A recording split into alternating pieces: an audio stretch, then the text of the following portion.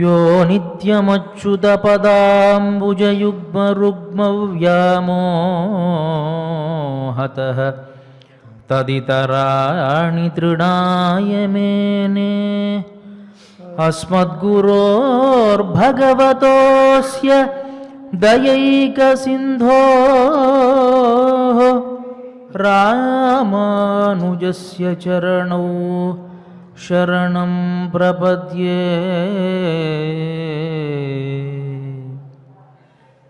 శ్రీమదాదివరాహ క్షేత్ర విభూషితుడు అఖిలాండకోడి బ్రహ్మాండ నాయకుడు అయినటువంటి శ్రీనివాసుని పాదారవిందాల చింత శ్రీ శ్రీ శ్రీ పరమహంస పరివ్రాజకాచార్యవర్యులు ఉభయ వేదాంత ప్రవర్తకాచార్యులు అయినటువంటి తిరుమల శ్రీ పదజయంగార్ మఠ ప్రాంగణంలో భగవద్భాగవత ఆచార్య అనుగ్రహంతో తిరుమల తిరుపతి దేవస్థానములు శ్రీ వెంకటేశ్వర భక్తి ఛానల్ వారి సౌజన్యంతో ధనుర్మాస ఉత్సవాలు అత్యంత రమణీయంగా జరుపుకుంటూ ఉన్నాం. దానిలో భాగంగా ఇవాటి రోజున మనం 10వ పాశురంలోకి ప్రవేశించాం. ముందుగా ఆచార్యుల యొక్క వైభవాన్ని తెలుసుకొని కార్యక్రమంలోకి ప్రవేశిద్దాం. ఏకమప్యక్షరం యస్తు గురుః శిష్యే నివేదయేత్ పృథివ్యాన్నాస్తి తద్ద్రవ్యం యద్దత్వా హ్యనృణీ భవేత్ అని శాస్త్రం చెబుతుంది. ఒక గురువు దగ్గర ఒక అక్షరాన్ని నేర్చుకున్నా సరే దాని యొక్క రుణాన్ని మనం తీర్చుకోవాలి అంటే ఈ భూలోకంలో రుణం తీర్చుకోవడానికి కుదరదు. ఏదిస్తే ఈ భూలోకంలో ఆ రుణం తీరుతోందో కదా అని శాస్త్రం చెబుతుంది. మరి అలాంటిది మన విశిష్టాద్వైత సంప్రదాయాన్ని స్థాపించినటువంటి మహనీయులైనటువంటి భగవద్ రామానుజుల అనుగ్రహాన్ని మనమంతా పొందాం. వారి రుణాన్ని మనం తీర్చుకోవాలి అంటే మన వల్ల అవుతుందా? మరి అలాంటి భగవద్ రామానుజుల పరంపరలో ఇక్కడి వేంచేసి ఉన్నటువంటి ఈ స్వాములు శ్రీ శ్రీ పదజయంగారు స్వామివారు, చిన్నజీరి స్వామివారికి నా సాష్టాంగ దండ ప్రణామాలు తెలియజేసుకుంటూ ఈ కార్యక్రమాన్ని మంగళకరంగా ఆరంభించవలసిందిగా ప్రార్థిస్తూ ఉన్నాను.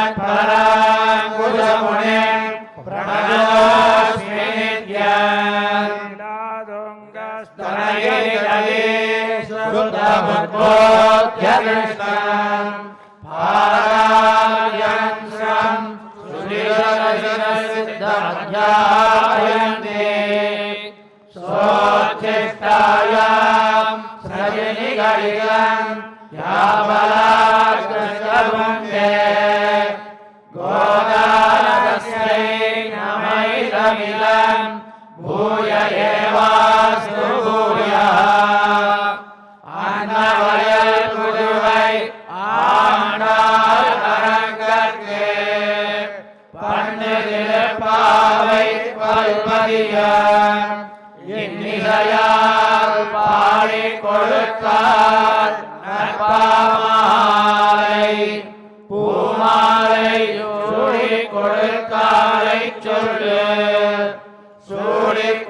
சுடர் கொடியே தொல்பாவை பாயருளவல்ல பல்வளையாய் நாடினி வேங்கடவர்க்கு என்னையும் மாற்றம் நாங்களவா நல்கே மார்கழி திங்கள் மதிநிறைந்த நன்னாளால் நீராட போதுமினோதேழையீர் சீர்மல்குமாய் பாடி செல்வத் திருமீர்காள் கூர்வேல் கொடுந்தொழிலன் நந்தகோபன் குமரன்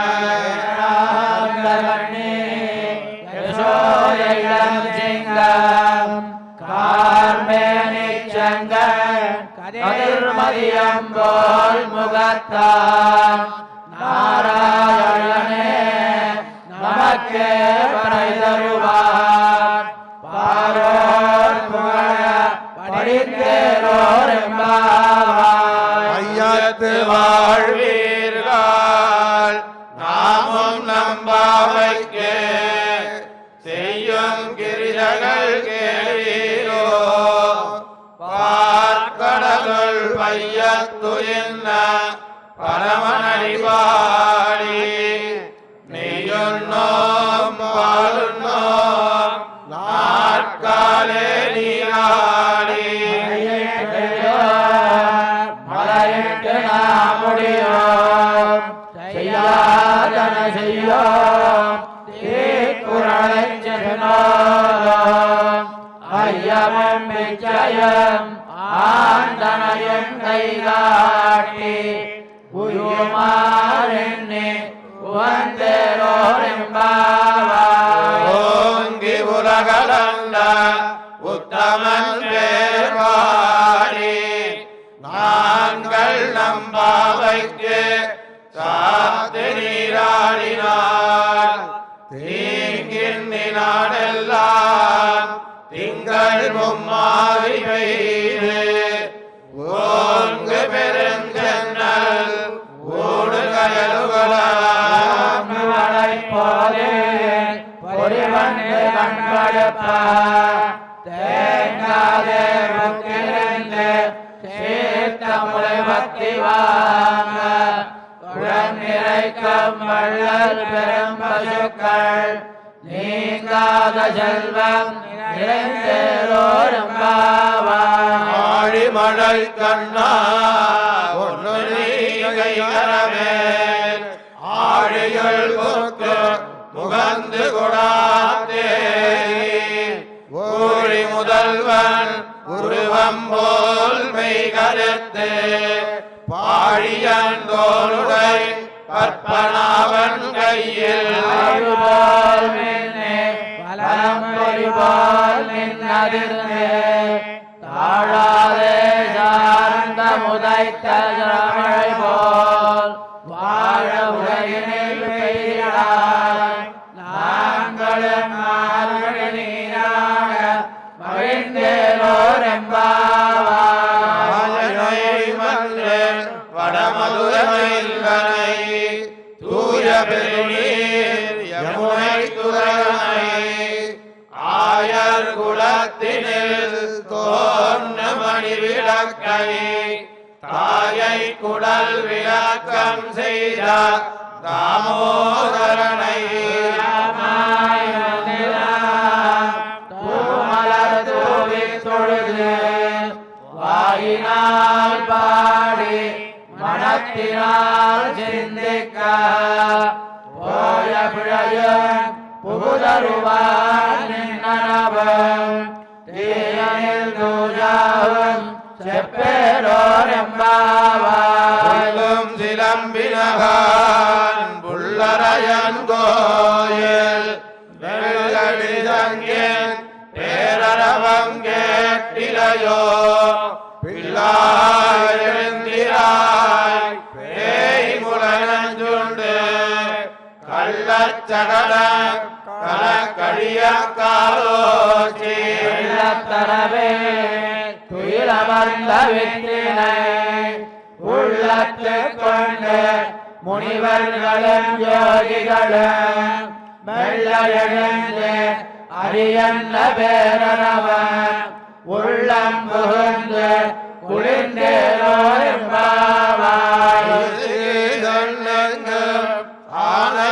ஆனைச்சாத்தன் கலந்து பேசினவேற்றவம்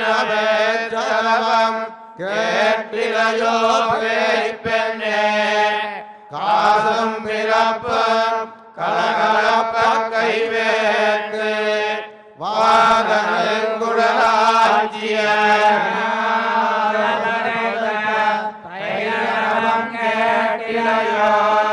நாயக பெண்ணிள்ளாய் நாராயணன் மூர்த்தி கேசவனை பாடவும் நீ கேட்டு கிடத்தியோ தேசமுடையாய் திரவேலோ என்பாவாய் வானம் வெள்ளென்று எருமகிரி வீடு மேய்வான் பரந்தனகான் மிக்குள்ள பிள்ளைகளும் போவான் போகின்றாரை போகாமல் காத்து உன்னை கூறுவான்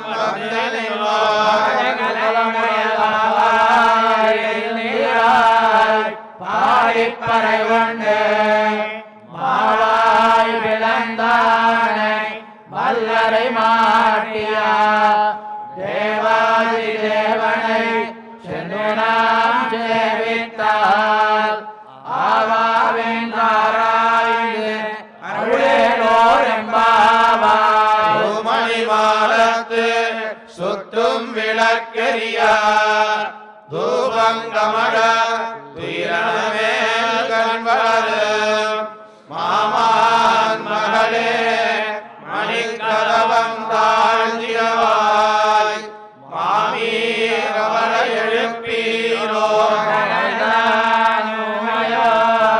அன்னிச்செவிலோ அனந்தலோ ஏமப்பெருந்துயில் மந்திரப்பட்டாளோ மாமாயன் மாதவன் வைகுந்தம் என்னே நாமம் பலவன் நவீந்தேலோ என்பாவாய் சுவர்க்கம் புகிரின் அவம்மனாய் மாத்தவம் தாராரோ வாசல் சிரவார் நாத்தத்துழாய் முடி நாராயணன் நமால் கோட்ட பரகல் முன்னியனாய் கோத்தத்தின் வாழ்வேந்த கும்பகர்ணன் தோத்தமுனக்கே பெருந்துயில்தான் தந்தானோ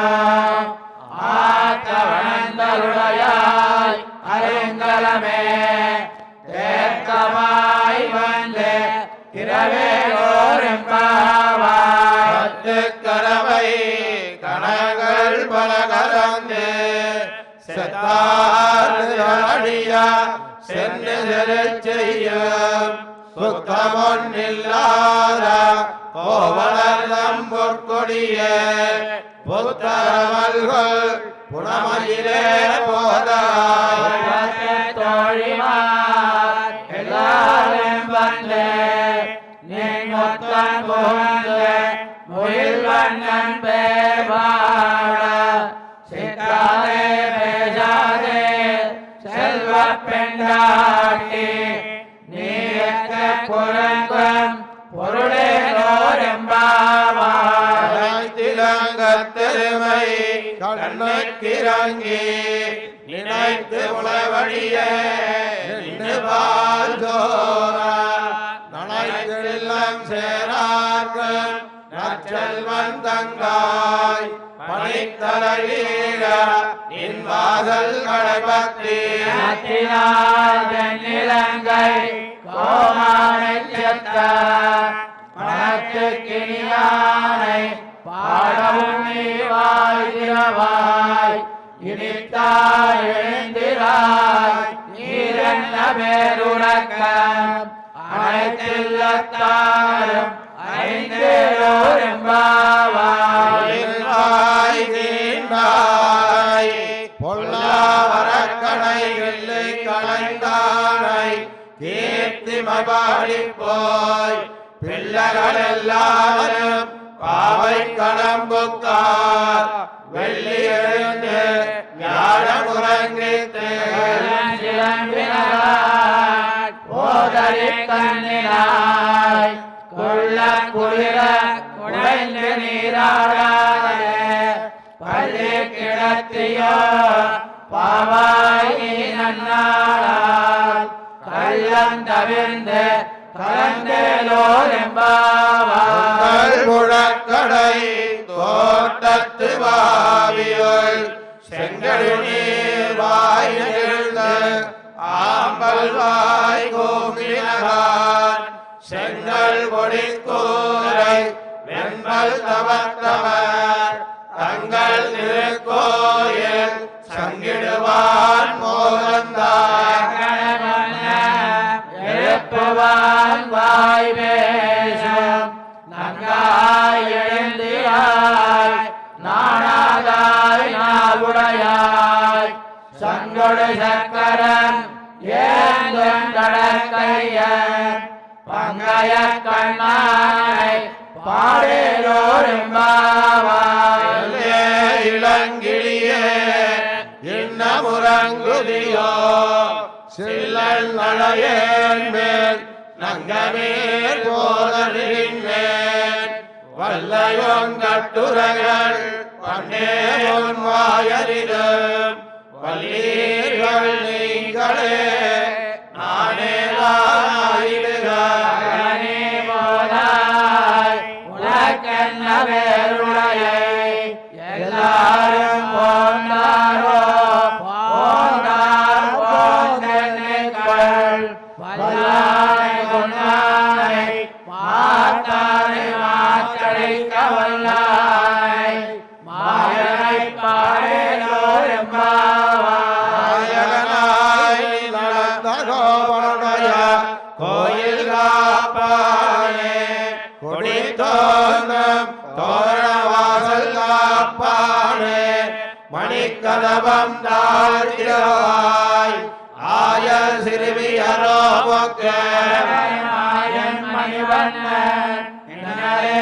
வாயிலேதான் தூயோமாய் வந்தோ துயிலப் பாடுவான் வாயால் முன்ன வண்ணம் மாத்தாதே அம்மா நீ நேர நிலை கதவம் நீ கேளோர் எம்பாவாய் பரமே நீரே சோரே அறம் செய்யும் எம்பெருமானந்த கோபாலா எழுந்திராய் கொம்பனார்க்கெல்லாம் கொழுந்தே குலவிளக்கே எம்பெருமாட்டி யசோதாயூராய் ஓங்கி உலகளந்த உம்பர் கோமானே உறங்காய் எழுந்திராய் செம்பர் கயரடி செல்வா மகேவா உம்பியம் நேயம் உறங்கேலோர் எம்பாவாய் மனகளித்தன் ஓடாத போல் வழியன் நந்த கோபாலன் மருமகளே நப்பினாய் கண்ணங்கமழும் குழலி கடலிரவாய் வந்தெங்கும் கோழி அடைத்தனகான் பல்லல் மேல் பல்லால் குயிலினங்கள் கூவினான் பல்லார் விரலே உண்மை துணன் பேர்பாட செந்தாரை கையார் சீரார் வளையொலிப்பார் வந்து திரவாய்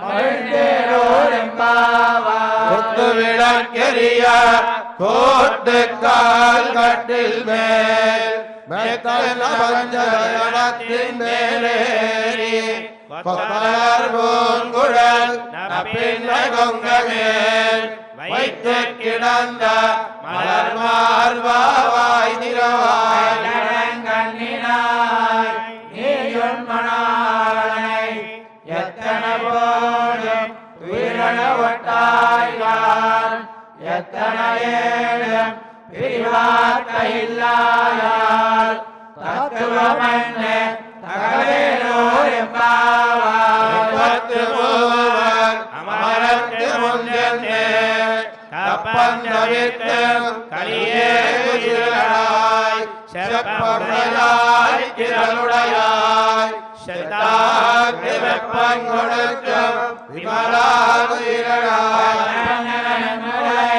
செவ்வாய் சிறுமருங்கள் நப்பின்னடங்காய் திருவே துயராய் ஊக்கமன் தட்டொழியும் தங்கன்மாளனை இப்போதே எம்மை நீராட்டேலோர் எம்பாவாய். வேதகலங்கள் எதிரும் இனிதளிப்பா மாத்தாதே வாழ்ந்துரியும் வள்ளல் பெரும்பதுக்கள் ஆத்தப்படைத்தான் மகனே அறிவுராய் ஊத்தமுடையாய் பெரியாய் நோக்கமாய் நின்ற சுடரே துயராய் மாத்தார் உனக்கு வலிதரஞ்சன் வாசத்தன் ஆத்தாது வந்து உன் அடிபணியுமா போலே போட்டியாம் வந்தோம் புகழ்ந்தேலோர் எம்பாவாய். அபிமான பங்கமாய் வந்து நின் பள்ளி கட்டிலே சனங்கனிருப்பார் போல் வந்து அழைப்பெய்தோம் கிங்கிரிவாய் செய்த தாமரை பூ போலே எம்மேல் விழியாவோ திங்களும் ஆதித்யனும் எழுந்தார் போல் அங்கள் இரண்டும் கொண்டு எங்கள் மேல் நோக்கியல் எங்கள் மேல் சாபம் இழிந்தேலோர் எம்பாவாய். அறிமுகமுடத்தில் மண்ணை கிடந்துறங்கும் சீயலிங்கம் அறிவுக்கு தீவிழித்து வேரி மயில் பொங்க எப்பாடும் வேந்துகரி மூறி நிமிர்ந்து முழங்கி புறப்பட்டு போலே நீ பூவை பூவண்ணா உன் கோயில் நின்று நிகழே போந்தருளி கோப்புடைய சீரிய சிங்காசனத்திலிருந்து யாம் வந்த காரியம் ஆராய்ந்தருளேலோ எம்பாவாய். உலகமளந்தாய் அடிபோற்றி தென்னங்கு தென்னிலங்கடித்தாய் திரள் போற்றி பொன்னச்சகட உதைத்தாய் புகழ் போற்றி கண்ணு குடிலாவிருந்தாய் கடல் போற்றி குணம் போற்றி வென்று படைகளுக்கும் நின் கையில் வேல் போற்றி என்றென்றும் சேவகமே ஏற்றி பறைகொள்வான் இன்றியாம் வந்தோம் இலங்கையோர் எம்பாவாய். ஒருத்தி மகனாய் பிறந்து ஓரிரவில் ஒருத்தி மகனாய் ஒளித்து வளராம் தடுக்கிலானாகி தாங்கீங்கு நினைந்த கருத்தை பிழைப்பித்து பெண்ணனின் நடுவாரே பொன்னலத்திற்கு வந்தோம் பரகதியாகி திருத்தக்க செல்வமும் சேலமும் யாம் பாடி வருத்தமன்றேர்ந்து மகிழ்ந்தேலோர் எம்பாவாய். மணலே மணிவண்ணா மாறுகழி நீராடுவான் மேலையா செய்வனகள் வேண்டுவன கேட்டிய ஞானத்தையெல்லாம் நடுங்க முரல்வன பாலந்த வண்ணத்து உண்பாஞ்சரண்யமே போல்வன சங்கங்கள் போய் பாடுடையவே சால பெரும்பரையே பல்லாண்டு இசைப்பாரே கோல விளக்கே கொடியேறு தானமே ஆடி நிலையாய் அருளேலோ எம்பாவாய். பாடிப்பறை கொண்டு யாம் பெருசம்மானம் நாடு புகழும் பரிசினால் நன்னாக சூடகமே தோல் வளையே கோடே செவிப்பூவே அழகமே எண்ணமய பல்கலனும் யாமணிவோம் ஆடையெழுப்போம் அதன் பின்னே பால் சோறு மூடனை பெய்து முழங்க வழிவார கூடியிருந்து குடிந்தேரோர் எம்பாவார் வெல்லும் ஸ்ரீ கோவிந்தா பொன்னன்னை பாடிப்பறை கொண்டு யாம் பெருசம்மானம் நாடு புகழும் பரிசினால் நன்னாக சூடகமே தோல் வளையே தோடே செவிப்பூவே பல்கலனும் யாமணிவோம் ஆடையுடுப்போம் அதன் பின்னே பால் சோறு மூடனை பெய்து முழங்க வழிவார கூடியிருந்து குளிர்ந்தேரோர் மனதர்கள் பின் சென்று காணம் சேர்ந்துங்கோம் அறிவொன்றுமில்லாத ஆய்குலத்து பொன்னன்னை பிறவி பெருந்தனை புண்ணியம் யாமுடையோம் குறையொன்றுமில்லாத கோவிந்தா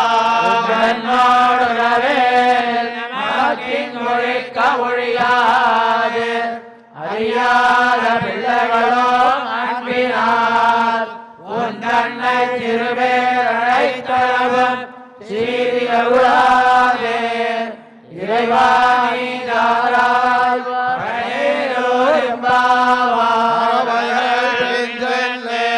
காணம் சேர்ந்துங்கோம் அறிவொன்றுமில்லாத ஆய்குலத்து பொந்தன்னை பிறவி பெருந்தனை புண்ணியம் யாமுடையோம் குறையொன்றுமில்லாத கோவிந்தா நமக்கின் கொழிக்க ஒழியாது அறியாத பிள்ளைகளோ அன்பினார் உன் தன்னை சிறுவேர் அழைத்தளவும் சீரி அருளாதே இறைவாணி தாராய் பரையேலூர் எம்பாவாய் வந்துன்னை சேர்ந்து பொன்மொத்தாமரையடியே போத்தும் பொருள்கேளாய் பெத்தம்மே தொன்னும் உலகத்தில் பிறந்து நீருத்தே வளங்களை கொள்ளாமல் போவாயே கோவிந்தா எத்தைக்கும் ஏழே விரவிக்கும் உன்னோடு தூமையாவோம் உனக்கே நாமாள் செய்வோம் மக்களங்காமங்கள் மாத்திரோர் எம்பாவாய் தன்னிலாலே வந்துன்னை சேர்ந்து பொன்மொத்தாமரையடியே போத்தும் பொருள்கேளாய் பெத்தம்மே தொன்னும் குலத்தில் பிறந்து நீருத்தே வளங்களை கொள்ளாமல் போகாமே கோவிந்தா எத்தைக்கும் ஏழே பிறவிக்கும் உன்னோடு தூமையாவோம் உனக்கே நாமாள் செய்வோம் மக்களங்காமங்கள்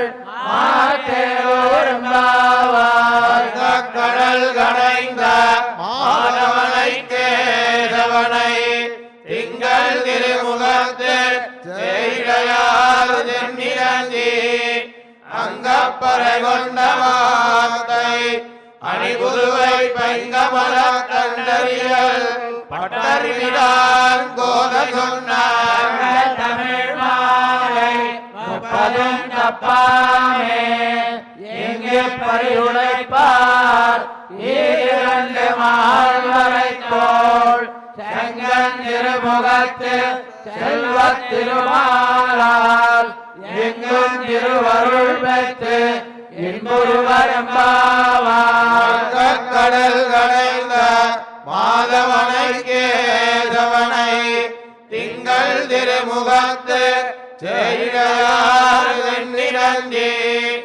அங்கப்பறை கொண்ட வார்த்தை கனிபுல்வை பைங்கமல தண்டறிஞர் பட்டர் விரான் கோத சொன்னார். தமிழ் மாலை முப்பதும் தப்பாமே எங்கே பரிசுரைப்பார் ஈரண்டு மாவளைத்தோள் செங்கன் திருமுகத்து செல்வத் திருமாலால் எங்கும் திருவருள் பெற்று இன்புருவரம்பாவார். புவியின்னம்மனாய் மாதவம் தாராரோ ஆதல் திறவார் நாற்பத்துழாய் முடி நாராயணன் நம்மால் போற்ற படையலும் புண்ணியனார் பண்டொரு நாள் கோட்டத்தின் வாயில்க கும்பகர்ணனும் தோற்ற முனக்கே பெருந்துயில்தான் தந்தானோ ஆத்த அனந்தருடையாய் அருங்கலமே தேத்தமாய் வந்து திரவேலோ என்பாவாய். கோவிந்தன் வாழுமோர் சோதி மணிமாடம் தோன்றுமோர் நீதியாய் நல்லவர்கள் வாழுமோர் நான் மரகளோதுமோர் வில்லிபுத்தோர் வேதக்கோனோர் பாதகங்கள் தீர்க்கம் பரமனடிவாற்றும் வேதம் அனைத்திற்கும் வித்தாகும் கோயதமிழ் ஐந்து மைந்து மரியாதனை வையம் சுமப்பதும் வம்பு ஜகத்துதித்தால் வாழியே திருப்பாய உப்பதும் செப்பினால் வாழியே பெரியாழ்வார் பெற்றெடுத்த பெண் பிள்ளை வாழியே பெரும்போதூர் மாமுனிக்கு பின்னானால் வாழியே ஒரு 40 முன்னுரைத்தால் வாழியே உயரங்கற்கே கண்ணி உகந்தளித்தால் வாழியே மறுவாரம் திருமல்லி வளநாடி வாழியே வன்புதுவர் நகர் கோதை மலர்பலங்கள் வாழியே. శ్రీమతే రామానుజాయ నమః. శ్రీమద్వరవరమునయే నమః. నేటికి మనం 10వ పాశురంలోకి ప్రవేశించాం. 5వ పాశురం నుంచి ఒక్కొక్క గోప బాలికను కూడాను మనం మేల్కొలుపుతూ వస్తూ ఉన్నాం. మొదటి పాశురంలో పిళ్ళాయ్ అని సంబోధించారు. 2వ పాశురంలో నాయిగ పెణ్ బిళ్ళాయ్ అని సంబోధించారు. 3వ పాశురంలో కోతుకలముడయ పావాయ్ అని సంబోధించారు. 4వ పాశురంలో మామాన్మగళే అని సంబోధించారు. ఇవాల్టి ఈ పాశురంలో అమ్మనాయ్ అని సంబోధిస్తున్నారు. అంటే మాకు నువ్వు స్వామివి స్వామినివి అని సంబోధిస్తూ ఉన్నారు. ఒక్కొక్క గోపక బాలికను లేపినప్పుడు వారి వారికి ఉండేటువంటి ఆ సమాధి స్థితులను మనం తెలుసుకుంటూ ఉన్నాం. నిన్నటి రోజున చెప్పుకున్నాం పరగత స్వీకారము స్వగత స్వీకారము అనేటువంటి విషయాన్ని. శాస్త్రం కొంచెం క్లిష్టంగా ఉంటుంది. చెప్పాలి అంటే వినేటువంటి వాళ్ళకి కొంచెం నిద్ర వస్తూ ఉంటుంది. ఎందువల్లంటే కొంచెం క్లిష్టంగా అనిపిస్తూ ఉంటుంది. కాబట్టి సామాన్యంగా మనం లోకల్లో ప్రయోగించేటువంటిదే కానీ ఆ మాటలు మనకు కొత్తగా ఉండడం వల్ల మనకి అది అర్థం కాదు. ఉపాయము ఉపేయము సాధ్యము సాధనము ఇవన్నీ వింటూ ఉంటారు. చాలా పెద్ద పెద్ద పదాలు, ఏదో శాస్త్రీయమైనటువంటి పదాలు అని అనుకుంటారు. కానీ సామాన్యంగా లోకల్లో మనం చేసేటువంటి పనులకే ఆ పేర్లు, పెద్ద కొత్తగా అయితే ఏమీ లేదు. ఇవాల్టి గోపిక సిద్ధోపాయ నిష్ఠురాలు అని తెలియజేస్తున్నారు. మనకు శాస్త్రంలో సిద్ధోపాయము అని సాధ్యోపాయము నిన్న చెప్పుకున్నటువంటి దానికే కొంత వ్యత్యాసము. సాధ్యోపాయములు అంటే నిన్నటి రోజున మనం చెప్పుకున్నాము కర్మయోగము, జ్ఞానయోగము, భక్తి యోగము అనేటువంటి యోగాల్ని సాధ్యోపాయాలు అని అంటాం. సిద్ధోపాయము అంటే పరమాత్మే సిద్ధోపాయము. ఇప్పుడు సిద్ధం అంటే అర్థం ఏమిటండి? ఇప్పుడు అన్నం వండుకోవాలి తినాలి అనుకోండి, బియ్యాన్ని వండుకోవడం, బియ్యం నుంచి వండుకోవడం అది సాధ్యం అన్నమాట. సిద్ధం అంటే సిద్ధంగా ఉండేటువంటి అన్నం.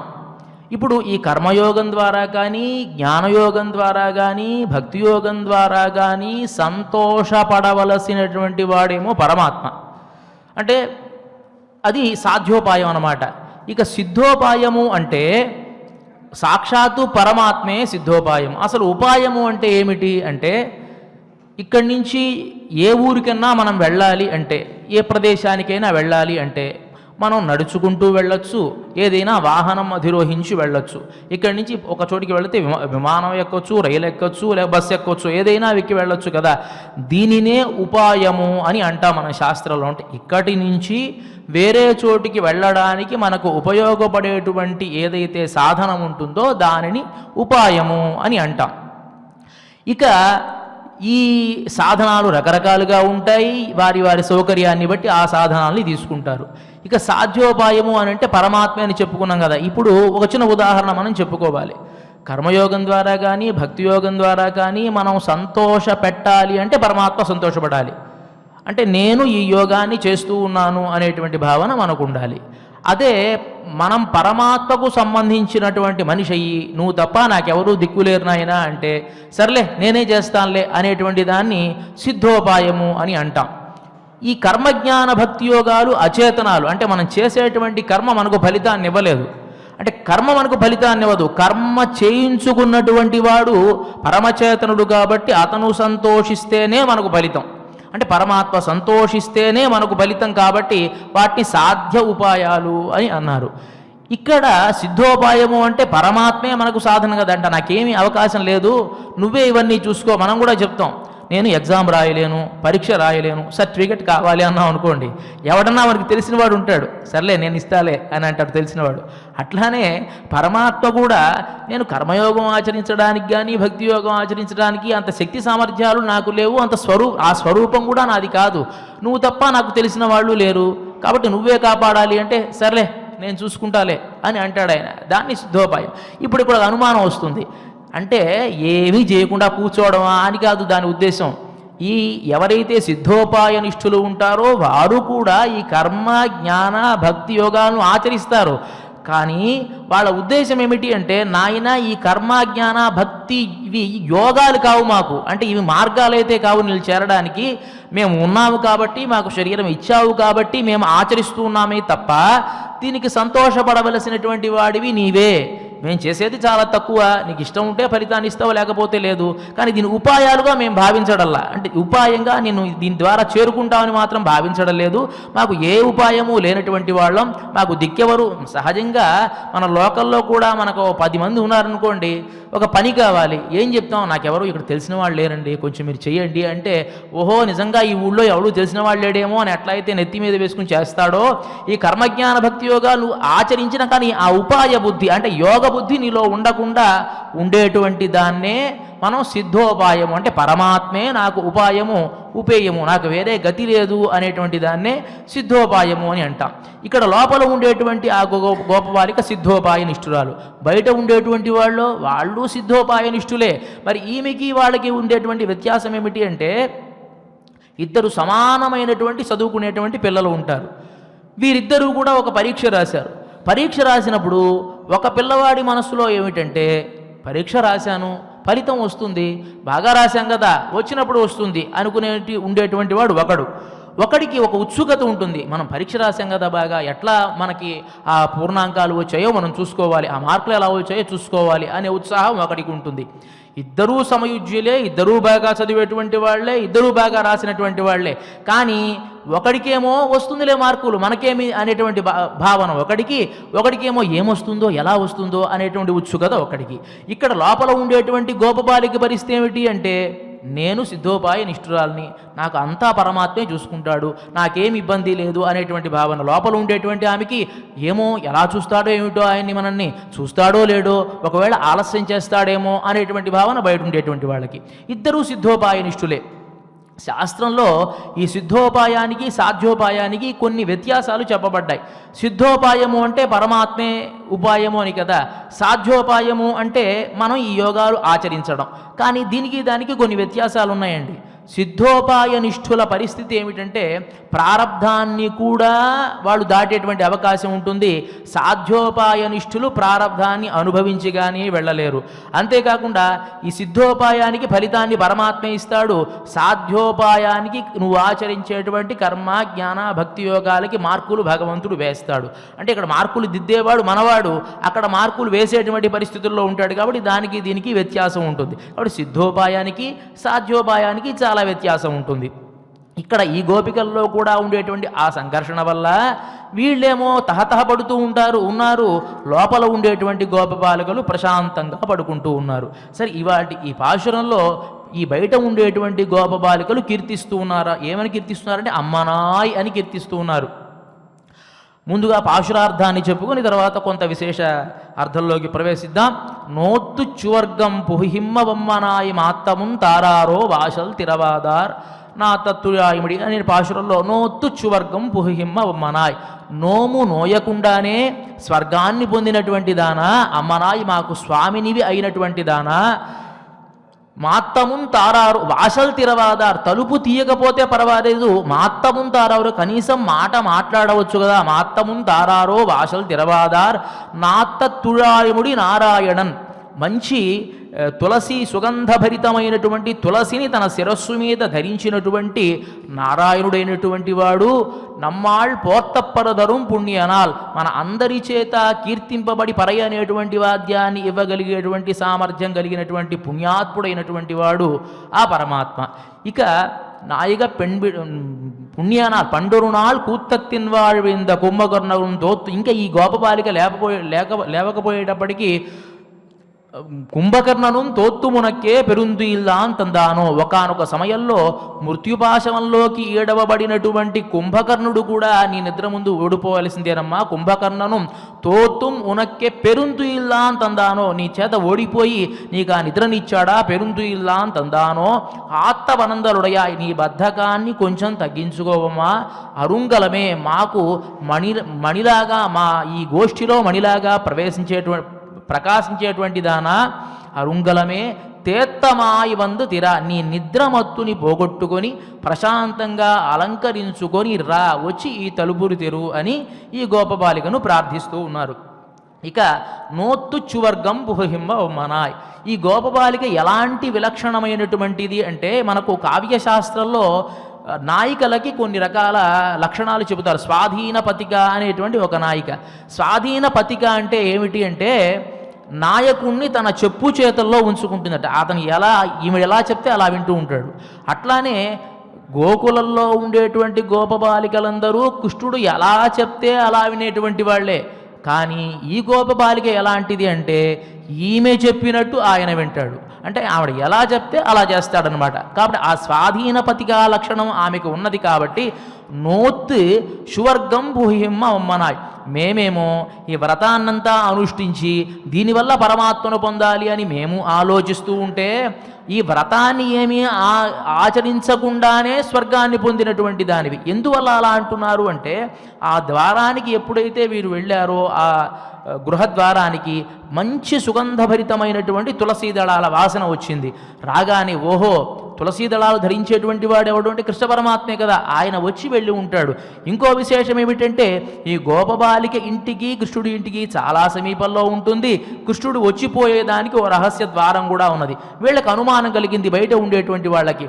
మేమోమో పిచ్చివాళ్లలాగా నోములు నొయ్యాలి, నెయ్యున్నోం పాలున్నోం అనుకుంటూ చెయ్యోమనుకుంటూ ఒక్కొక్కళ్ళని లేపుకుంటూ వస్తూ ఉంటే నువ్వు మాత్రం నోమే నోయకుండా స్వర్గాన్ని పొందావు. నోత్తు చువర్గం పూహిమ్మ వమ్మనాయ్, స్వర్గాన్ని పొందినటువంటి దానా. ఇక్కడ స్వర్గము అంటే ఏమిటి? స్వర్గము అంటే సీతాదేవి అంటుంది కదా రామచంద్రమూర్తితో, రామచంద్రమూర్తి అంటాడు నువ్వు అడవులకు రావద్దు, అక్కడ పులులు ఉంటాయి, సింహాలు ఉంటాయి, ఇవన్నీ కష్టము, నిన్ను చూసుకోవాలి అంటే అంటుంది సీతాదేవి యస్త్వయా సహ సస్వర్గః నిరమో యస్త్వయా వినా ఇతి జానన్ పరాం ప్రీతిం గచ్చ రామ మయా సహ.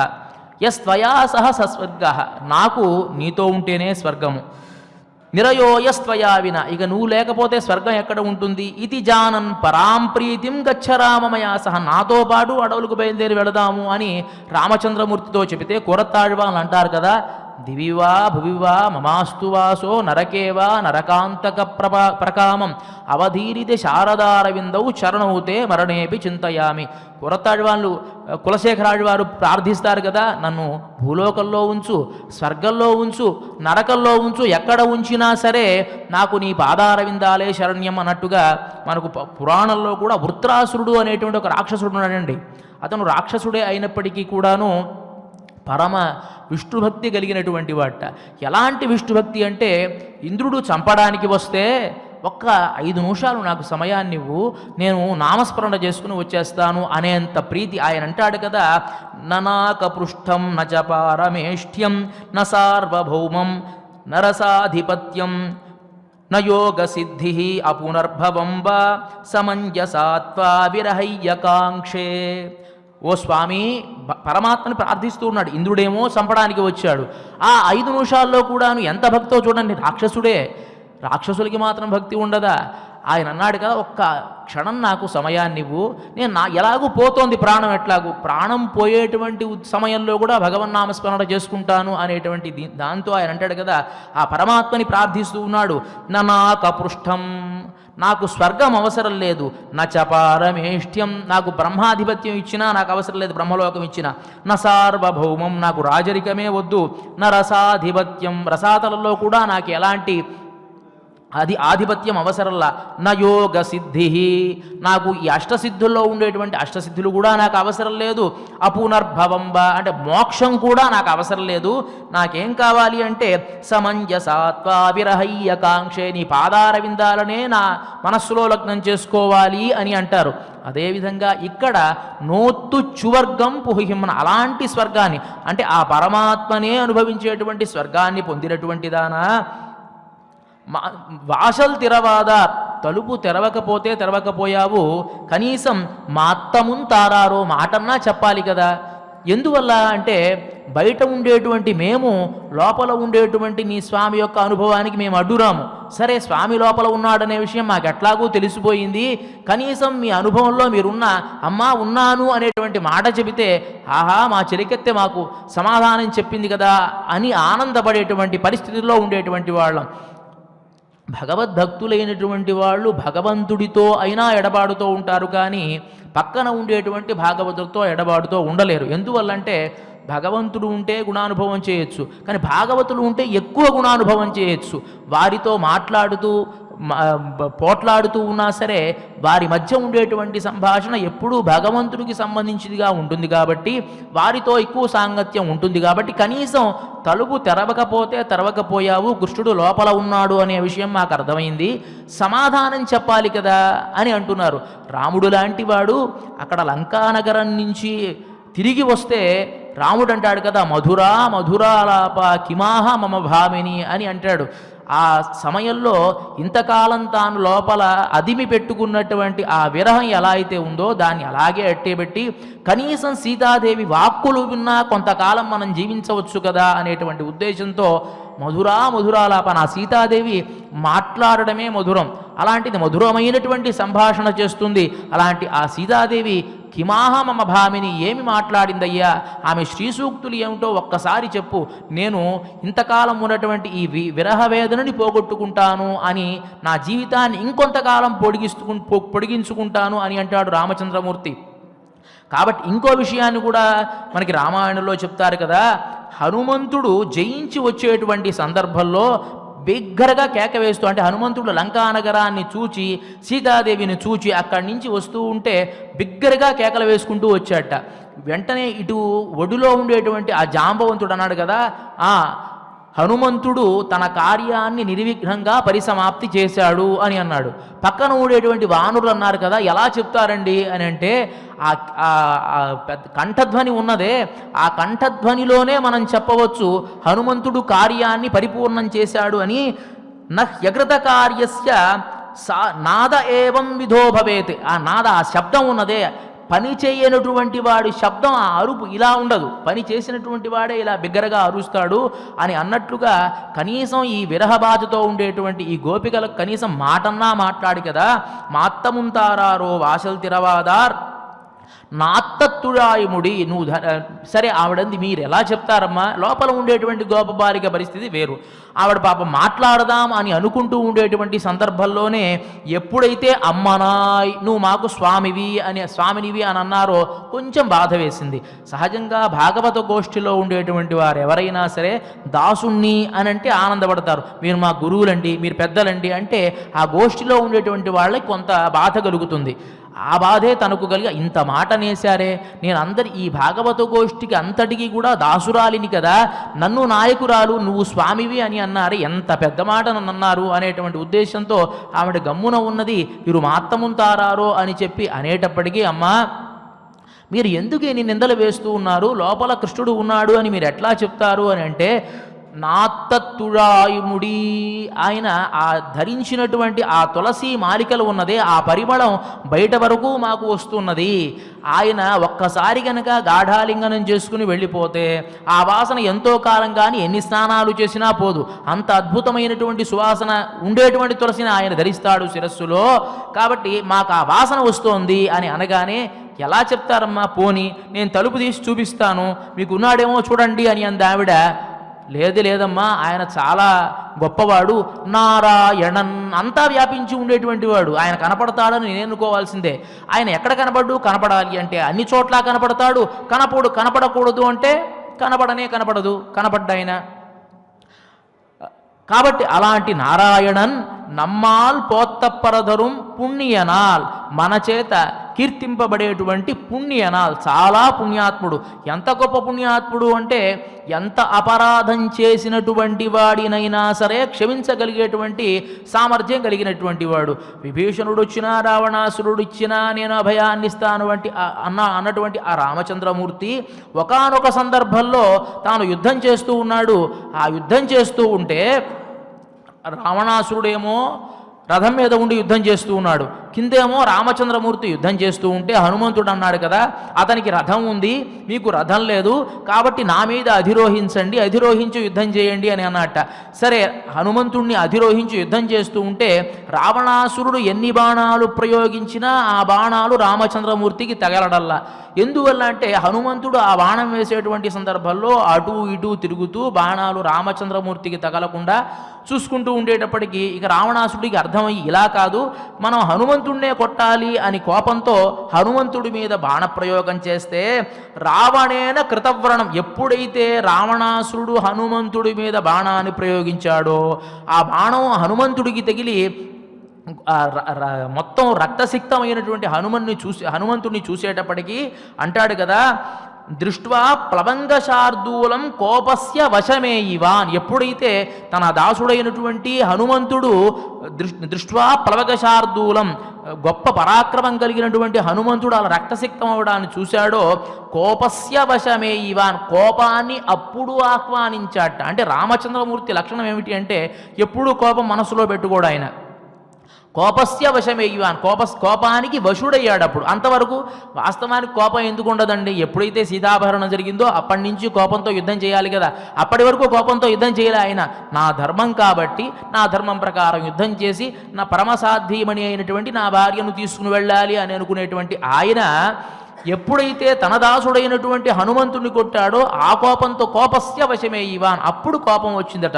కాబట్టి అంత పుణ్యాత్ముడు, తన దాసులకి గనక ఏదైనా అపరాధం జరిగితే తట్టుకోలేనటువంటి మహానుభావుడు ఆయన. మరి అలాంటి పుణ్యనాల్ పండరునాళ్ కూత్తత్తిన్ వాళ్వింద కుంభకర్ణనం, ఒకానొక సందర్భంలో ఈ యముడి యొక్క దంష్టలలో చిక్కుకున్నటువంటి కూత్తత్తిన్ వాళ్వింద కుంభకర్ణనం, కుంభకర్ణను కూడా తోత్తుం ఉనక్కే పెరుంతు ఇల్లాన్ తందానో, ఓడిపోయి నీకు గొప్ప నిద్రను ఏదైనా ఇచ్చాడా అని వీడు కీర్తిస్తున్నా. ఆయన కుంభకర్ణుడికి నిద్ర రావడానికి కారణం ఏమిటి అంటే కుంభకర్ణుడు రావణాసురుడు విభీషణుడు గొప్ప తపస్సు చేశారు. ఆ తపస్సు చేసినటువంటి సందర్భంలో కుంభకర్ణుడికి కొంచెం అతి తెలివి ఎక్కువ అన్నమాట. మనం ఈ బలాన్నంతా పెట్టుకొని యుద్ధాలు చేసి ఇవంతా మనకెందుకు కష్టం, మనం వరం కోరుకునేటప్పుడే నిర్దేవం అని గనక వరం కోరుకుంటే అప్పుడు బ్రహ్మ వరాన్ని ఇస్తాడు కదా. నిర్దేవం దేవతలు ఉండకూడదు అని వరాన్ని కోరుకుందాం, దేవతలు ఉండరు అని వరాన్ని ఇస్తాడు. అప్పుడు యుద్ధం ఎందుకు చేయడు, ప్రశాంతంగా ఉండొచ్చు అనుకున్నాడు. తన ఆచి తెలివి చూసుకుని చక్కగా ప్రార్థిద్దామని సిద్ధంగా ఉన్నాడు. ఒక చిన్న కథ చెప్తారండి. చీమ బ్రహ్మ గురించి తపస్సు చేసిందట. తపస్సు చేస్తే బ్రహ్మదేవుడు కనిపించాడు. అది ఏమనుకుందంటే నేను కుడితే చనిపోవాలి అని కోరుకుంది. తన ఉద్దేశం ఏమిటంటే నేను కుడితే మనిషి చచ్చిపోవాలి అని కోరుకోవాలనుకుంది. అది కోరుకునేటప్పుడు నేను కుడితే చచ్చిపోవాలి అంది. సరే బ్రహ్మ వరాన్ని ఇచ్చారు, కుడితే చచ్చిపోతావు. ఎలా చచ్చిపోతుంది, అది కుడితే మనం కొడతాం, చచ్చిపోతుంది పాపం. అది వాస్తవం. నేను కుడితే చచ్చిపోవాలి అంటే నేను కుడితే ఎవరిని కుడితే వాళ్ళు చచ్చిపోవాలి అని అడగడాల్సింది పోయి ఎట్లా అయితే నేను కుడితే చచ్చిపోవాలి, ఇది మామూలు కథే, ఇదే పురాణ కథ కాదు, చమత్కారంగా చెప్పే కథ ఇది. అదేవిధంగా ఇది మాత్రం పురాణ కథే. ఈ కుంభకర్ణుడు అతి తెలివిగా నిర్దేవం అని అడుగుదాం అనుకున్నాడు. నిర్దేవం అని అడుగుదాం అనుకున్నవాడు కాస్త బ్రహ్మదేవుడు ప్రత్యక్షమయ్యాడు. ఆ అడిగేటువంటి సందర్భంలో ఈ దుర్మార్గుడు ఏమడుగుతాడో అనేటువంటి ఉద్దేశంతో సరస్వతీదేవి నాలుక మీద కూర్చొని నిద్రేవం నిద్రేబా అని అడిగించింది. కేవలం నిద్ర మాత్రమే అని అడిగిందట. కాబట్టి సరే బ్రహ్మ అలాగే వరాన్ని ఇచ్చా, కేవలం నిద్ర మాత్రమే అని అడిగాడు కాబట్టి నిద్రపోతూనే ఉంటాడు. 6 నెలలు నిద్రపోయి ఒక్కరోజు లేస్తాడు, తన ఆహారాన్ని తీసుకుంటాడు, మళ్ళీ 6 నెలలు నిద్రపోతాడు అనమాట. ఎప్పుడూ నిద్రలోనే ఉంటాడు. మరి అలాంటి నిద్రపోయేటువంటి కుంభకర్ణుడు కూడా తోత్తుం ఉనక్కే పెరుంతు ఇల్లా తందానో. నీకు ఓడిపోయి ఏ విధంగా అయితే రామచంద్రమూర్తి చేతిలో పరశురాముడు ఓడిపోయి తన ధనస్సుని విష్ణుచాపాన్ని రాముడికి ఇచ్చాడో అదేవిధంగా అమ్మా నీకు నేను ఓడిపోయాను అని తన నిద్రను నీకు ఇచ్చాడా అంటే ఇక్కడ వాళ్ళ ఉద్దేశం ఏమిటి అంటే నిద్ర పోయే వాళ్ళను లేపచ్చు, నిద్ర పోని వాళ్ళను లేపచ్చు, కానీ నువ్వు నటిస్తూ ఉన్నావు కాబట్టి నేను లేపడం మా తరం కాదు. కాబట్టి ఆ కుంభకర్ణుడు నీ చేతిలో ఓడిపోయాడేమో. తోత్తుం ఉనక్కే పెరుంతు ఇల్లా తందానో అని అనగానే ఆవిడ ఒక్కసారి బద్ధకంగా ఒళ్ళంతా విరుచుకుంటే ఆత్తవనందలుడయాయ్, అమ్మా అంత బద్ధకాన్ని తొందరగా పోగొట్టుకో, బద్ధకంగా మళ్ళీ ఒళ్ళంతా విరుచుకోవద్దని చెప్తూ ఆత్తవనందరుడయాయ్ అరుంగలమే, నువ్వు గనక వచ్చి మా గోష్ఠిలో చేరితే ఒక మణిప్రకాశం ఎట్లా అయితే ప్రకాశిస్తూ ఉంటుందో అద్భుతమైనటువంటి ప్రకాశం ఈ గోష్ఠికి ఏర్పడుతుంది అని చెప్పి ఆవిడ్ని కీర్తిస్తే ఆవిడ బయలుదేరి వస్తుంది. ఆత్తవలందరుడయా అరుంగలమే తేత్తమాయి వందు తీర. వెంటనే వాళ్ళు ఎప్పుడైతే చెప్పారో మా గోష్ఠికి నువ్వు నాయకమణిలా ఉంటావు, నువ్వు రా మా గోష్ఠిలో చేరు అని చెప్పారో వెంటనే ఆనందంతో లేచి వస్తూ ఉంటే తేత్తమాయి వందు తీర, చక్కగా నీ కొప్పు నీ ముడి తర్వాత ఆ పైట కొంగు అంతా సర్దుకొని చక్కగా బయటికి రా. అలానే లేచి రాకూడదు. ఎందువల్ల అంటే కొన్ని సందర్భాలలో అలా లేచి వచ్చినప్పుడు చూసేటువంటి వాళ్ళకి మనసు వికలమవుతుంది. మనమంతా వ్రతం ఆచరిద్దాం అనుకుంటున్నాము కదా, ఇలా గనక నువ్వు వస్తే మనస్సంతా మారిపోతుంది, చక్కగా నువ్వు అలంకరించుకొని బయటికి రా అమ్మా అని చెప్పడానికి ఒక దృష్టాంతాన్ని చెప్తారు. ఎందుకు అలా చెప్పారు అంటే ఎప్పుడైతే రామచంద్రమూర్తి సుగ్రీవుణ్ణి ఒక సహాయాన్ని కోరితే సుగ్రీవుడు అన్నాడు కదా వర్షాకాలం వస్తుంది, సహజంగా మా వానరాలకి ఒక చాంచల్యం ఉంటుంది, ఈ వర్షాకాలం అనేటువంటిది మాకు మైథునమైనటువంటి కాలం కాబట్టి ఈ కాలం అయిపోయిన తర్వాత నేను తప్పకుండా సీతాన్వేషణ చేయిస్తాను అనేటువంటి వాగ్దానాన్ని చేసి ఆయన వర్షాకాలం అంతా వర్ష ఋతువు అంతా ఆనందాన్ని పొందడానికి గుహలోకి వెళ్ళిపోయాడు. గుహలోకి వెళ్ళిపోయి వర్షాకాలం అయిపోయింది, ఇంకా తర్వాత కాలం కూడా వస్తుంది, బయటికి రాడు. అలానే ఆనందంలో ఉన్నాడు, మద్యాన్ని సేవిస్తున్నాడు, తారతో సుఖంగా ఉన్నాడు. ఇట్లా ఉండేటప్పటికీ అక్కడ ఉండేటువంటి రామచంద్రమూర్తికేమో బాధ వేస్తూ ఉంది. అయ్యో సీతాన్వేషణ చేయిస్తాను అన్నాడే ఇంతవరకు పట్టించుకోలేదు అని తన తమ్ముడైనటువంటి లక్ష్మణుడిని పంపించి లక్ష్మణ అక్కడ ఏం జరుగుతుందో చూసిరా అని చెప్పంటే లక్ష్మణుడు బయలుదేరి వెళ్ళాడు. లక్ష్మణుడికి సహజంగానే కోప స్వభావం కదా, తన కోపం కాదు తన అన్నగరగా బాధపడితే చూసి తట్టుకోలేనటువంటి స్వభావం కలిగినటువంటి వాడు. వెళ్ళాడు కదా, వెళ్ళి కిష్కింధా నగరం బయట పొలిమేరలో నుంచుని ధనుష్టంకారాన్ని చేసి పెద్దగా అరవడం ప్రారంభించాడు.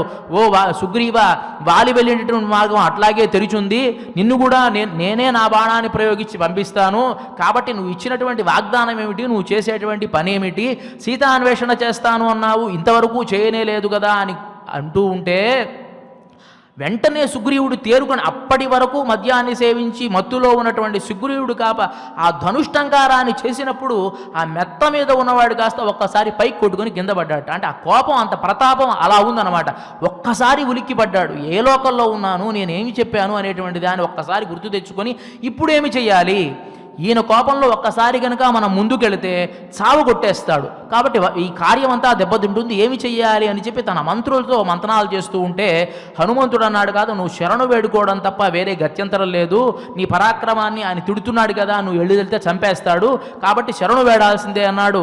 ఎలా శరణు వేడాలి, ఏమి చెయ్యాలి అని అంటే దానిలో బుద్ధిమంతురాలైనటువంటి తార ఏం చేసిందయ్యా అంటే ఆవిడ అలాగే బయలుదేరి వెళ్ళిందట. అంతవరకు భోగభాగ్యాలు అనుభవించేటువంటి తార అలాగే ఆ మద్యం సేవించినటువంటి మత్తులో అలాగే వెళ్ళింది. దాన్ని వర్ణిస్తారు కదా, సా ప్రస్ఖలంతి మదవిహ్వలాక్షి ప్రళంబకాంచీ గుణహేమ సూత్ర. ఆ మద్యాన్ని సేవించినటువంటి ఆ భారంతో కళ్ళంతా అలా పడుతూ ఉంటే ఆ మత్తుతోనే తూగుతూ లక్ష్మణస్వామి దగ్గరికి వెళ్ళి ప్రళంబకాంచీ గుణహేమ సూత్ర, తన నడుముకు వేసుకున్నటువంటి వడ్డాణం జారిపోతూ ఉంది, ఆభరణాలని జారిపోతూ ఉన్నాయి. ఆ సమయంలో అంతరేణ అంజలిం బద్ధ్వా, నమస్కారం చేసి వెళ్ళిందట. వెళ్ళగాని ఇంతవరకు ఈ కోపంగా ఉన్నటువంటి లక్ష్మణస్వామి ఈ దృశ్యాన్ని చూసేటప్పుడే తల తిప్పేసుకున్నాడు. అంటే కొన్ని సందర్భాల్లో మనం కొన్ని పరిస్థితుల్లో ఉన్నప్పుడు కొన్ని సన్నివేశాలు చూడలేం. కాబట్టి పరిపూర్ణమైనటువంటి దీక్షను ధరించినటువంటి వాడు లక్ష్మణస్వామి కాబట్టి ఆ సందర్భంలో ఆ సన్నివేశాన్ని చూడలేక తల తిప్పుకున్నాడు. అప్పుడు నెమ్మదిగా సుగ్రీవుడు తారను ముందు పెట్టుకుని వచ్చి తను నమస్కారం చేసి నేను చేసింది తప్పే కాబట్టి నిన్ను శరణు వేడుతున్నాను అని శరణు వేడేట. అదేవిధంగా ఇప్పుడు నువ్వు గనక అలా వచ్చావు అనుకో, మా మనస్సుల్లో కూడా కొంచెం వికలత్వం ఏర్పడుతుంది. మేమంతా వ్రతం చెయ్యాలి అని అనుకుంటున్నాము కదా, వ్రతం చెయ్యాలి అనుకునేవాళ్ళు ఇలా ఉండాలి కాబట్టి ఇలా రావలసింది అని తెత్తమాయి వందు తిరా అని చెప్పి ఈ గోపబాలికను, ఈ సిద్ధోపాయ నిష్ఠురాలైనటువంటి ఈ 5వ గోపబాలికను కూడా వాళ్ళ గోష్ఠిలోకి కలుపుకొని ముందుకు బయలుదేరి వెళుతూ ఉన్నారు గోదామవారి బృందం. ఆండాళ్ తిరువడిహళే శరణం. ఇక ఇవాల్టి ఈ కార్యక్రమంలో చిట్ట చివరి అంశం ఆండాళ్ అనుగ్రహంతో శ్రీమతి తెలిగిచెర్ల కందాడై సీతమ్మ గారు తెలిగించినటువంటి తెలుగు తిరుప్పావై ఆండాళ్ సంకీర్తన వైభవం అనేటువంటి గ్రంథం నుంచి ఇవాల్టి పాశురం నోత్తుచ్చువర్గం విమనాయ్ అనేటువంటి పాశురానికి నోము నోచి స్వర్గ సుఖము నొందదగిన సఖియలెమ్మ అనేటువంటి కీర్తనను ఎస్వి సంగీత నృత్య కళాశాల అధ్యాపకురాలు శ్రీమతి బి చిన్నమ్మదేవి గారి బృందం చేత ఆలాపన చేయబడుతుంది. ఆ కార్యక్రమాన్ని మనం నాదనిరాజన మంటపం నుంచి ప్రత్యక్ష ప్రసారంలో వీక్షించవచ్చు. ఇక ఇవాల్టి కార్యక్రమాన్ని మనం మంగళపూర్వకంగా ముగిద్దాం. అథ క్షమా ప్రార్థనా యదక్షరపదభ్రష్టం మాత్రాహీనం చ యద్భవేత్ తత్సర్వం క్షమ్యతాం దేవ నారాయణ నమోస్తుతే. అథ భగవత్ సమర్పణం కాయేన వాచా మనసేంద్రియైర్వా బుద్ధ్యాత్మనా వా ప్రకృతే స్వభావాత్ కరోమి యద్యత్ సకలం పరస్మై నారాయణాయేతి సమర్పయామి. అథ లోకక్షేమ ప్రార్థనా స్వస్తి ప్రజాభ్యః పరిపాలయంతాం న్యాయేన మార్గేణ మహీం మహీషాః గోబ్రాహ్మణేభ్యః శుభమస్తు నిత్యం. లోకాః సమస్తాః సుఖినో భవంతు. అథ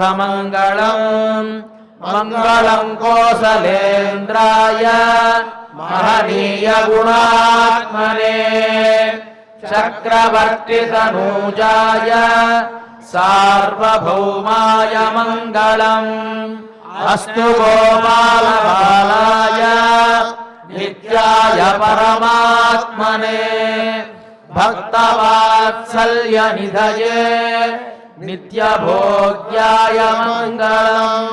శ్రీమత్యై విష్ణు చిత్తార్య మనోనందన హేతవే నందనందన సుందర్యై గోదాయై నిత్యమంగళం శ్రియః కాంతాయ కళ్యాణ నిధయే నిధయేర్థినాం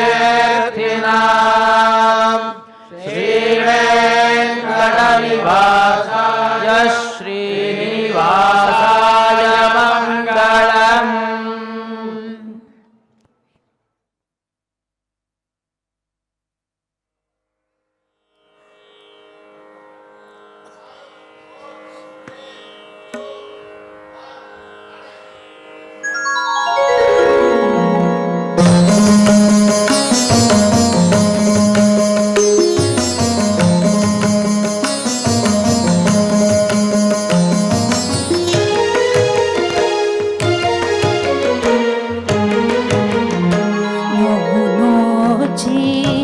స్వర్గసుఖము నొందదగిన సఖియలెమ్మ కోమలాంగి గడియదీసి కోరిక తీరగ రమ్మ నోము నోచి స్వర్గసుఖము నొందదగిన సఖియలెమ్మ సమేలను తలుపు త్వరితముగను తీయకున్న మామదిరంజుల్ల ఒక్క మాటైనను పలుకవలద తామసమేలను తలుపు త్వరితముగను తీయకున్న ఒక్క మాటైనను పలుకవలద నోము నోచి స్వర్గసుఖము నొందదగిన సఖియలెమ్మ కోమలాంగి గడియదీసి కోరిక తీరగరమ్మ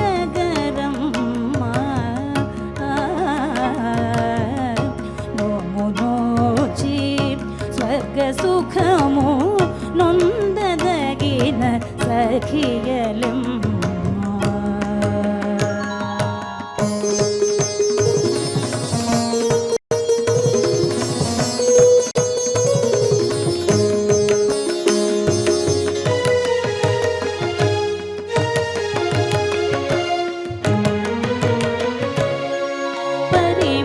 పరిమళయుతమగు తులసిని భక్తితో శిరమున దాల్చెడు హరి పరమాత్ముడు కృష్ణుని హాళిని మనమంత పొగడ పరిమళయుతమగు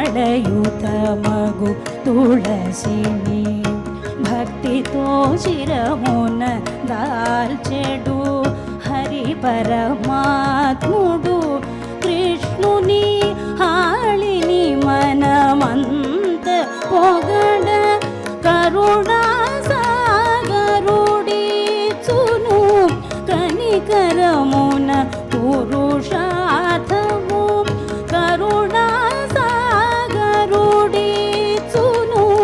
కనికరమున పురుషార్థము సరసిజాక్షి నిదుర నుండి చేయనలెమ్మ నీవిక పరిమళయుతమగు తులసిని భక్తితో శిరమున దాల్చెడు హరి పరమాత్ముడు కృష్ణుని హాళిని మనమంత పొగడ కరుణా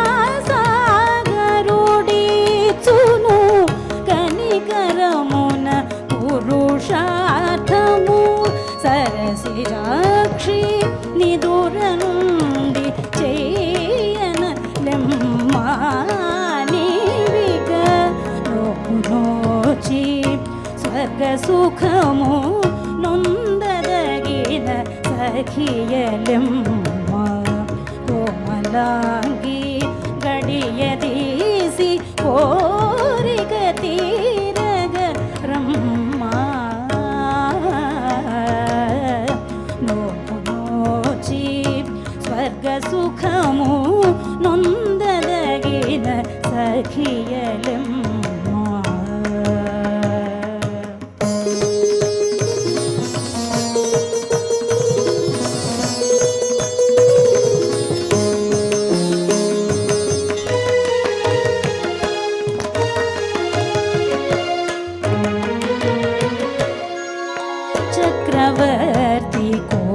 కొమరునిచే చంపబడిన కుంభకర్ణుడు ఈ క్రమమగు నిదురయందు నీచే పరాజితుడై చక్రవర్తి కొమరునిచే చంపబడిన కుంభకర్ణుడు ఈ క్రమమగు నిదురయందు నీచే పరాజితుడై అక్రమమగు నిదుర నీకు అంటగటే నాదెల్పుమా అక్రమమగు నిదుర నీకు అంటగటే నాదెల్పుమా సక్రమమగు మా గోష్ఠికి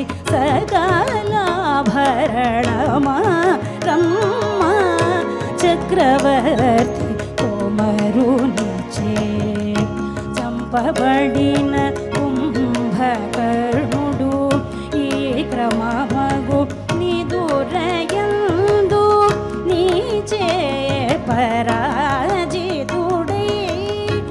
అక్రమమగు నిదుర నీకు అంటగట్టే నాదెల్పుమా సక్రమమగు మా గోష్ఠికి సకలాభరణమా రమ్మ నోమునోచి స్వర్గ సుఖము నొందదగిన సఖియలెమ్మ కోమలాంగి గడియ తీసి కోరిక తీరగ రమ్మా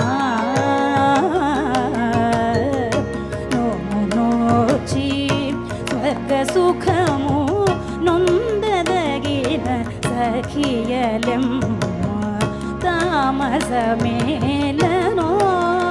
తలుపు త్వరితముగను తీయకున్న మామదిరాజిల్ల ఒక్క మాటైనను పలుకవలదా తామసమేలనో తలుపు త్వరితముగను తీయకున్న మామదిరాజిల్ల ఒక్క మాటైనను పలుకవలదా నోమునోచి స్వర్గ సుఖము నొందదగిన సఖియలెమ్మ